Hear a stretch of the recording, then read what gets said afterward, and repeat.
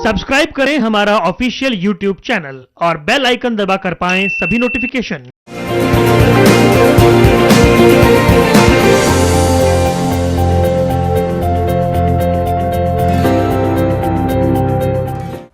नमस्कार, Amazon prime पर आप सभी का स्वागत है। मैं हूं आपके साथ खुशबू शर्मा और आप देख रहे हैं हमारा खास प्रोग्राम जिसका नाम है डॉक्टर्स ऑनलाइन विद डॉक्टर रश्मि राय। दोस्तों, कहते हैं जान है तो जहान है, और आजकल का ये जो वक्त है इसमें अपनी जान बचाना ही बड़ा मुश्किल हो रहा है, क्योंकि कोरोना का वायरस इतना खतरनाक है कि समझ नहीं आता आखिरकार उससे बचाव कैसे करें। हालांकि बहुत सारे दिशा निर्देश तय किए गए हैं कि घर से बाहर ना निकलें, सोशल डिस्टेंसिंग को मेंटेन करके रखें, सैनिटाइजर का इस्तेमाल करें, मास्क का इस्तेमाल करें, घर पर रहें, सुरक्षित रहें। ये तमाम चीजें हैं जिनके जरिए कोरोना वायरस के संक्रमण से बचा जा सकता है। लेकिन अगर सच्चाई की तरफ जाएं या आपकी और हमारी आम जनता की बात करें तो वो इस कोरोना के संक्रमण से कैसे बच सकती है। बहुत सारे सवाल हमारे मन में आते हैं, क्या लक्षण होते हैं, और किसी को अगर कोरोना वायरस का संक्रमण घेर लेता है तो उसे कैसे बचना है। ये तमाम प्रश्नों के उत्तर आज हमें इस प्रोग्राम में मिलेंगे, क्योंकि हमारे साथ हमारे इस प्रोग्राम में मौजूद है एक ऐसी जानी मानी डॉक्टर जो इसी चीज की एक्सपर्ट हैं, जो आपको ये बताएंगी कि आप इम्यूनिटी कैसे बूस्ट कर सकते हैं। हम आपको बता दें, मुंबई से डॉक्टर रश्मि राय हमारे साथ जुड़ रही हैं। इनके क्लिनिक का नाम है एज एनहांस क्लिनिक, और इसी के साथ साथ ये lifestyle, preventive medicine and metabolic expert भी हैं। तो चलिए हम अपने इस प्रोग्राम की शुरुआत करते हैं और डॉक्टर रश्मि राय का स्वागत करते हैं। डॉक्टर रश्मि, आपका बहुत बहुत स्वागत है एमेजॉन प्राइम पर। थैंक यू खुशबू, नमस्कार। डॉक्टर रश्मि, जिस तरह से आजकल का ये वक्त चल रहा है, हर इंसान बहुत सारे मिथ से घिरा हुआ है कि किसी को खांसी आ जाए, किसी को छींक आ जाए या फीवर जरा सा बढ़ जाए तो हमारे मन में ये डर आ जाता है कि कहीं इस व्यक्ति को कोरोना तो नहीं है। तो सबसे पहला सवाल हम आपसे यही जानना चाहते हैं कि कोरोना के लक्षण क्या होते हैं, किस तरह से उसे पहचाना जाएगा कि ऐसा होने पर कोरोना हो सकता है और ऐसा होने पर कोरोना नहीं हो सकता। अच्छा, तो सबसे पहली चीज तो अगर आपको माइल्ड कोल्ड या कॉफ, सर्दी जुकाम या बुखार है तो इसका मतलब ये नहीं है कि आपको कोरोना है। बट जिसे जो सीरियस रिस्क ग्रुप वाले पेशेंट्स हैं, जिनमें कोमॉर्बिड कंडीशंस हैं, जिसे हम कहते हैं ऑलरेडी उन्हें कोई बीमारी है, अगर उस ग्रुप में सर्दी जुकाम या ड्राई कॉफ के सिम्टम्स हैं तो वो बेशक आगे जाकर टेस्ट कर सकते हैं। जो माइल्ड, जैसे अगर आपको माइल्ड सर्दी बुखार जुकाम हो तो ये ज़रूरी नहीं है कि आपको कोरोना वायरस है। बस ये तभी कंफर्म हो सकता है अगर आप किसी इन्फेक्टेड पर्सन के साथ कांटेक्ट में आए हो या आप विदेश से ट्रैवल कर कर आए हो, तो ज़रूरी तो हो सकता है कि आपको कोरोना वायरस हो सकता है। बट अगर आपकी ये दोनों क्राइटेरिया, अगर आप बाहर से ट्रैवल नहीं कर कर आए हो या आपको कोई पॉजिटिव पेशेंट के साथ आप कांटेक्ट में नहीं आए हो या आप उस एरिया में नहीं रह रहे हो जहाँ पे वायरस इतना ज़्यादा फैला हुआ है, तो ज़रूरी नहीं है कि आपको वायरस हुआ है। बिल्कुल। डॉक्टर रश्मि, कितना वक्त लगता है, कितने दिन लगते हैं इन लक्षणों को पहचानने में? अगर आते जाते या कहीं किसी वजह से कोई इन्फेक्टेड एरिया में या किसी व्यक्ति के संपर्क में आ गया तो कितना वक्त हमें लगता है ये पहचानने में कि हमें कोरोना हो सकता है?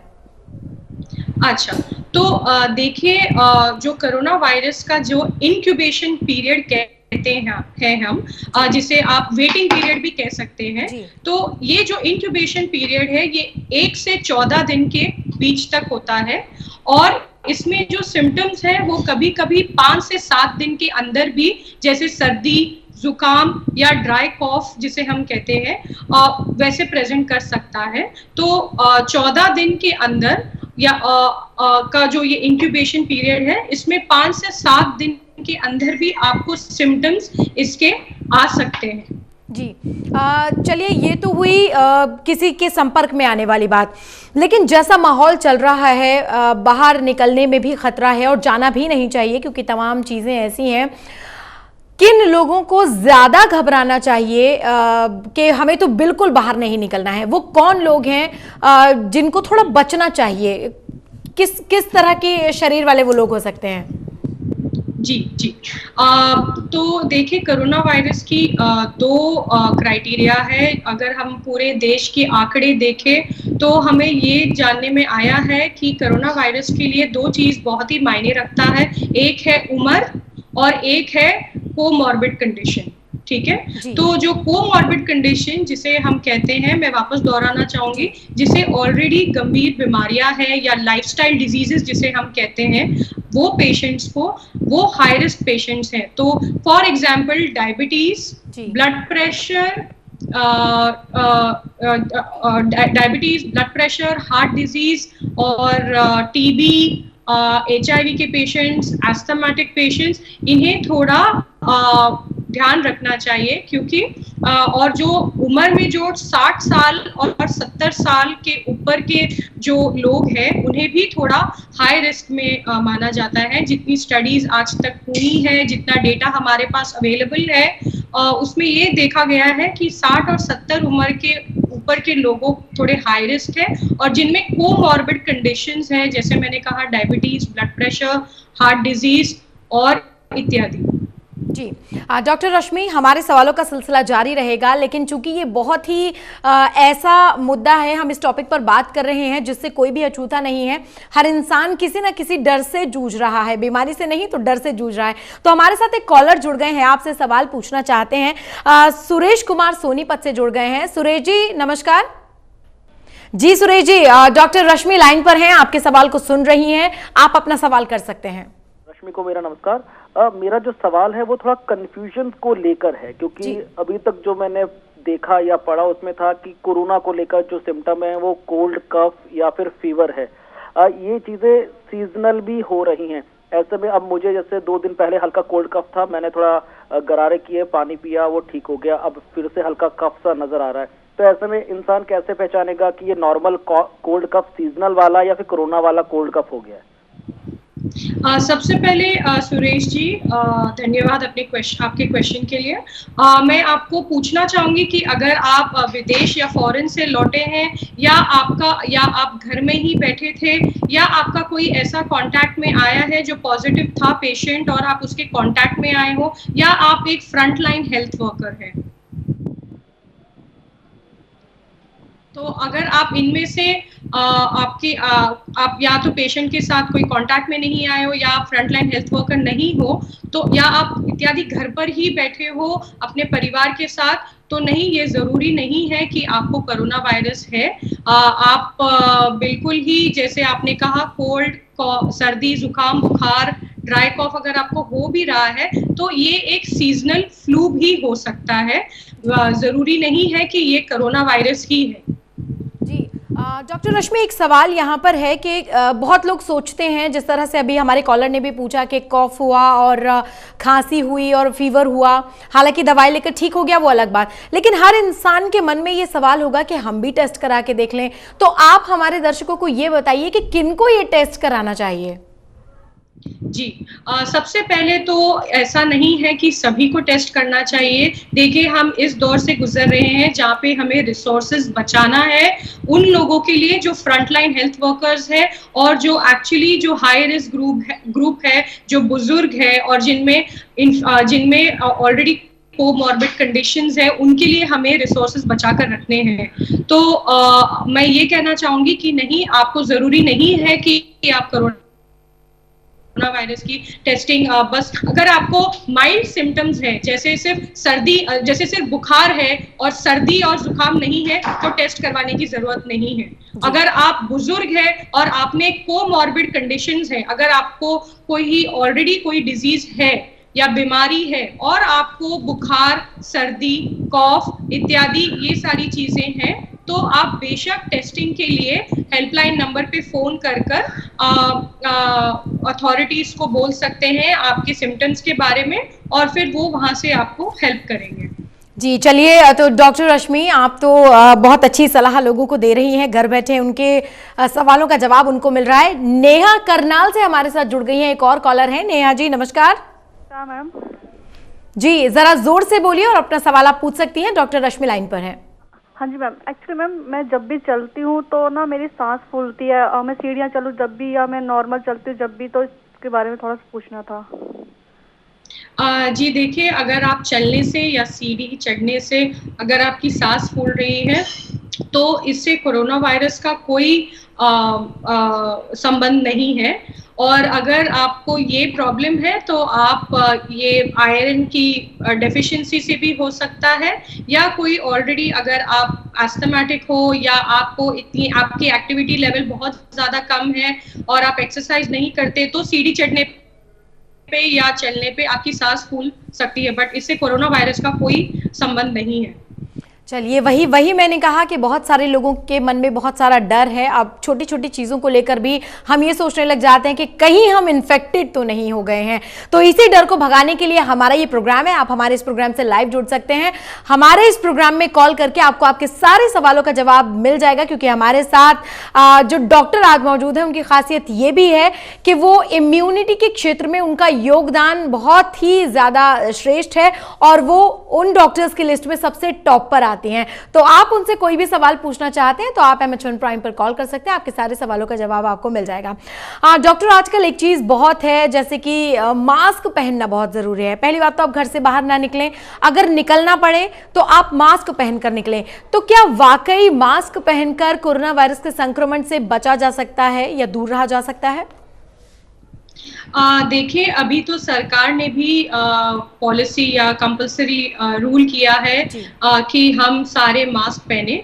बट इसमें एक बात खुशबू मैं आपको बताना चाहूंगी कि मास्क जो है हम घर बैठे भी, जैसे हम कहते हैं do it your self mask, जैसे एक क्लीन कपड़ा या फेस क्लॉथ आप घर पे बनाकर भी पहन सकते हैं। आपको जरूरी नहीं है कि जो बाजार में बिक रहा है N95 या जो 888 सर्जिकल मास्क होते हैं वही खरीदना जरूरी है, क्योंकि अगेन मैं इस पे स्ट्रेस करना चाहूंगी कि ये हमें फ्रंट लाइन वर्कर्स को के लिए रिसोर्सेज बचा कर रखने हैं। तो आप घर बैठे भी मास्क जो एक सिंपल कॉटन के कपड़े का भी इस्तेमाल कर सकते हैं और अपने मुंह पर बांध सकते हैं। अगर आप बाजार जा रहे हैं, घर से बाहर निकल रहे हैं, तो तभी ये मास्क आप पहन सकते हैं। और अगर आपको इन्फेक्शन है, सर्दी जुकाम या बुखार है, तो अब जरूर बेशक मास्क पहनकर ही अपने घर से निकलना।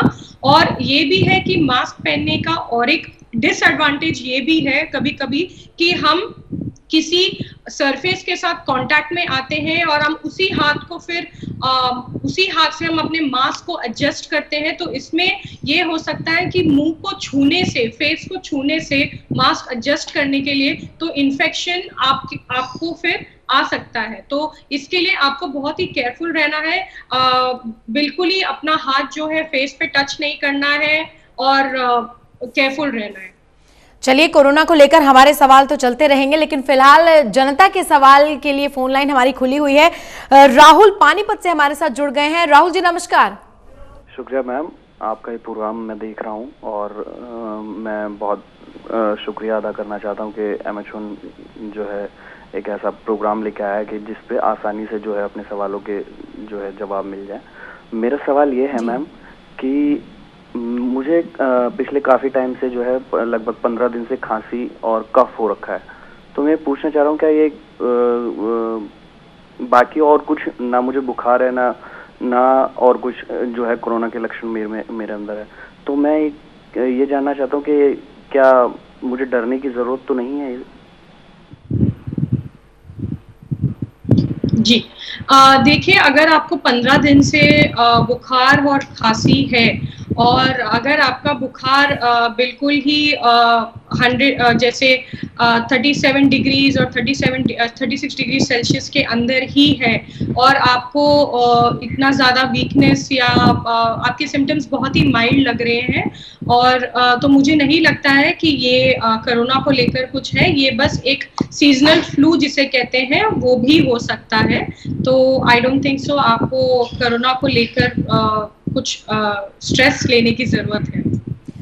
डॉक्टर, अभी आपने इस फोन कॉल से पहले एक बात कही कि सरफेस में जो ट्रेवल कर रहा है, जो कीटाणु या जो वायरस, वो छूने से कई बार हम अपने शरीर के किसी भी हिस्से को छू लेते हैं तो वो हमें इन्फेक्ट कर देता है।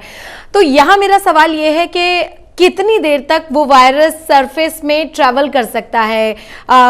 कितनी देर, अगर किसी ने छींक दिया तो हम कितनी दूरी पर और कितनी देर तक वो हम तक पहुंचेगा? सबसे पहले WHO गाइडलाइंस के हिसाब से आपको एक मीटर के डिस्टेंस यानी 3 फीट के डिस्टेंस पे लोगों से दूर रहना चाहिए। इसके अलावा सोशल डिस्टेंसिंग तो हम प्रोटोकॉल फॉलो कर ही रहे हैं, सरकार ने भी इस पे काफी जोर लगाया है। बट जो दो लोगों के बीच में डिस्टेंस होना चाहिए वो है 100 मीटर या 1 मीटर या 3 फीट के डिस्टेंस पे आप रुके। दूसरी बात, जी हाँ, अभी जितने स्टडीज आए हैं, जितने केसेस आ रहे हैं और जितना डेटा, सर्वेलेंस डेटा अभी हमारे पास इतना नहीं है, बट जितना डेटा जितना डेटा अवेलेबल है उसमें ये देखने आया है कि ये वायरस जो है सरफेस जैसे metal, steel, plastic, cardboard box इत्यादि चीजों पर भी इसका सर्वाइवल है। और ये चीजें ये वो इन्फेक्टेड ट्रांसमिशन के लिए या किसी व्यक्ति के टच करने से इन सर्फेसेस को, और आपने अपना मुंह टच कर लिया या फेस टच कर लिया, तो हो सकता है कि वायरस ट्रांसमिट हो सकता है।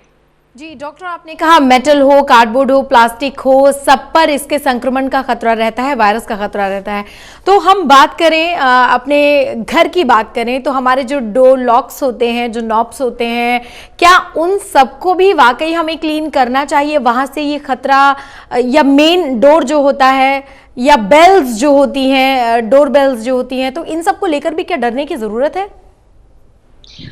देखिए, जो डोर नॉब है, अगर आपके घर पे कोई हेल्पलाइन वर्कर है, फ्रंटलाइन वर्कर है जो बाहर जाकर शाम को घर पर आते हैं, जिनका कोविड पेशेंट्स के साथ संबंध है या इंटरेक्शन होता है, तो जी हाँ, जरूर आप अपने डोर नॉब को साफ कर सकते हैं एक एंटीसेप्टिक सोल्यूशन से।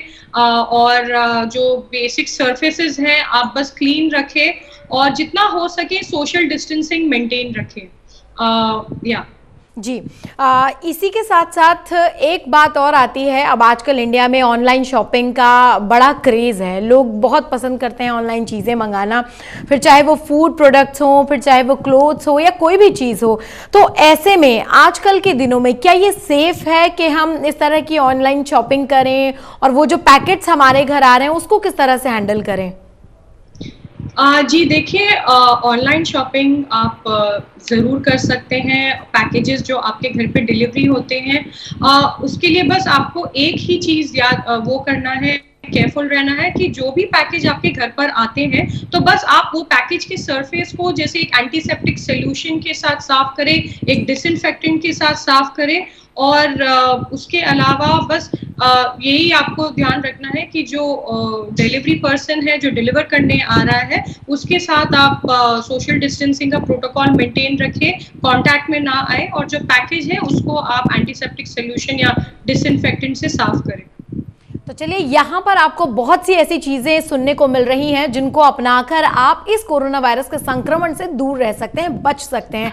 क्योंकि सिर्फ मास्क पहनकर रहना और किसी से हाथ मिला लेना, या अगर किसी इन्फेक्टेड व्यक्ति ने किसी सामान को छुआ है उसको आप छू लेते हैं तो वो भी आपके लिए खतरनाक हो सकता है। तो अच्छा ये रहेगा कि जो भी पैकेट्स आपके घर आए, जैसे कि डॉक्टर रश्मि ने बताया, उसको एक बार आप किसी भी एंटीसेप्टिक से क्लीन कर लें, उसको स्प्रे कर लें और फिर उसको टच करें तो ज्यादा बेटर आपके लिए रहेगा। फिलहाल एक कॉलर राजू दिल्ली से हमारे साथ जुड़ गए हैं। राजू जी, बहुत बहुत नमस्कार। जी, थोड़ा जोर से बोलिए, आपकी आवाज कम आ रही है और डॉक्टर आपको सुन रहे हैं। जी, मेरा सवाल ये है जी कि जो लोग एसेंशियल सर्विस में हैं, जो बैंक में काम करते हैं, जो या मीडिया में काम करते हैं, जी ये लोग जब दफ्तर से घर वापस जाएं जी तो इनको घर वापस जाते टाइम क्या सावधानी बरतनी चाहिए? जी जी तो अगर आप एसेंशियल वर्कर है, फ्रंटलाइन हेल्थ वर्कर है, तो 2 से 3 चीजें आपको करनी चाहिए। एक तो आप जैसे ही घर पहुंचते हैं तो आपको आपके जो कपड़े हैं और सारे बिल्कुल ही बेसिक, अगर आप साबुन के पानी में भी धोते हैं तो कोई बात नहीं, आप उसमें उसे सोक करके रखें। और अपना जो आपके जो हाथ है वो आप बिल्कुल अच्छी तरह से डिसइंफेक्टेंट से साफ करें। ज्यादा करके कोई सरफेसेस को आप टच ना करें। और आपके जो जूते हैं या जो चप्पल है वो आप अपने घर के बाहर रखें, घर के अंदर नहीं। और जो आपने कपड़े पहने हैं वो आप बिल्कुल साबुन के पानी में धोए, और आप आते ही आप साबुन से या आपके पास डिसइंफेक्टेंट सोल्यूशन है घर पे या एंटीसेप्टिक सोल्यूशन है उससे अपने हाथ धोए। तो बिल्कुल अपने जैसे दोनों हाथों के बीच में, उंगलियों के बीच में, दोनों थंब और दोनों पांचों फिंगर्स के बीच में आपको अच्छे से रब करके 20 सेकेंड तक आपको आपके हैंड को वॉश करना है।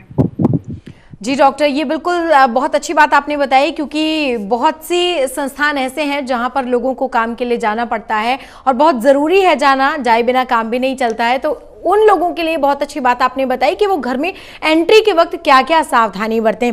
यहाँ एक सवाल डॉक्टर, क्योंकि आप मेटाबॉलिक एक्सपर्ट हैं, इम्यूनिटी की एक्सपर्ट हैं आप, तो एक चीज़ जैसा कि अभी नरेंद्र मोदी जी ने भी अपने भाषण में, अपनी घोषणा में कहा था कि इम्यूनिटी को बढ़ाएं, ये एक पॉइंट लगातार सामने निकल कर आ रहा है। तो कैसे हम अपनी इम्यूनिटी को बढ़ाएं, ये हमारे दर्शकों को आज आप ज़रूर बताएं। जी देखिए, सबसे पहले तो जो आप आपके रोजमर्रा के जिंदगी में अगर आप एक्सरसाइज कर रहे हैं तो वो प्लीज कंटिन्यू रखें। अगर आप योगा कर रहे हैं तो वो भी प्लीज कंटिन्यू रखें। इसके अलावा जितनी डेटा अभी हमारे पास अवेलेबल है, जितनी स्टडीज आई हैं, उसमें ये देखा गया है जो विटामिन सी है उसका काफी योगदान रहा है इस कोरोना वायरस की लड़ाई में। और इसे डॉक्टर्स जो हॉस्पिटल्स में डॉक्टर्स अपने पेशेंट्स को जो ट्रीटमेंट है उसके साथ ये दे रहे हैं विटामिन सी। विटामिन सी काफी टाइम से हमारे मेडिकल सिस्टम में है, तो विटामिन सी जो है हॉस्पिटल्स में डॉक्टर्स जो कोरोना वायरस पेशेंट्स जो है उनमें यूज कर रहे हैं बाकी ट्रीटमेंट के साथ भी। तो विटामिन सी जरूर आप ले सकते हैं और वो काफी सेफ है। जी अच्छा डॉक्टर, एक लगातार बात बीच में सामने निकल कर आ रही है कि चलिए विटामिन सी की बात आपने कही है, हम उसे ले सकते हैं, योगा हम लोग कर सकते हैं, क्या गर्म पानी पीने से भी हमारी इम्यूनिटी स्ट्रांग होती है? जी देखिए, आज अभी तक तो ऐसा कोई भी स्टडी या डेटा अवेलेबल नहीं है कि गर्म पानी पीने से आप वायरस से दूर रह सकते हैं या ऐसे कुछ अभी तक कोई ऐसा डेटा नहीं है। जी बात हम अगर सैनिटाइजर की करें तो क्या सैनिटाइजर को लगाने से भी कीटाणु से बचने का कोई रास्ता होता है? जी देखिए, इसमें दो चीज है। अगर आप बिल्कुल सिंपल साबुन भी यूज करते हैं और अपने हाथों को अच्छी तरह से 20 सेकेंड तक अगर आप धोते हैं तो एक सिंपल साबुन भी वही काम करेगा जो एक डिसइंफेक्टेंट या एंटीसेप्टिक सोल्यूशन करता है। तो जरूरी नहीं है, और इनफैक्ट डिसइंफेक्टेंट के साथ या सैनिटाइजर के साथ ये होता है कि लोग सिर्फ अपने हाथों के आगे के भागों को सैनिटाइज करते हैं, पिछले भागों को नहीं करते, हाथों के पीछे।